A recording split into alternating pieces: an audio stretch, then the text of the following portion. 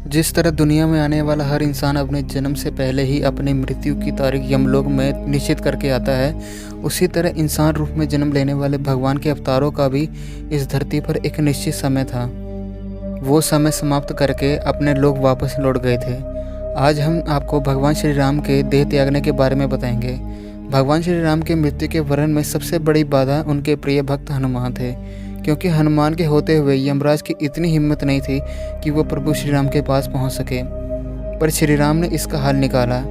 एक दिन श्री राम जान गए कि उनके मृत्यु का समय आ चुका है, लेकिन मृत्यु के देवता यमराज अयोध्या में घुसने से डरते थे, क्योंकि उनको श्री राम के परम भक्त और उनके मुख्य प्रहरी हनुमान जी से बहुत भय लगता था।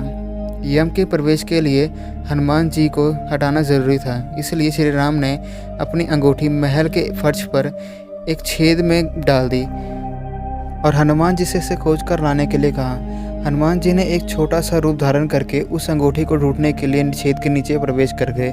वह छेद केवल छेद नहीं था, बल्कि एक सुरंग था जो सांपों के नगर नागलोक तक जाता था। हनुमान नागों के राजा वासुकी से मिले और अपने आने का कारण बताया।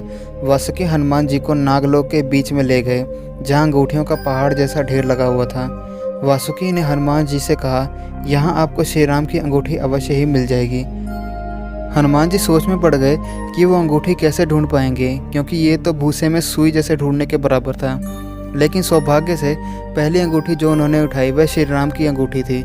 उसके बाद उन्होंने दूसरी अंगूठी उठाई, वो भी श्री राम की अंगूठी थी। असल में वो सारी अंगूठी श्री राम की ही अंगूठी थी, जो वो ढेर वहाँ पर लगा हुआ था। हनुमान जी सोच में पड़ गए।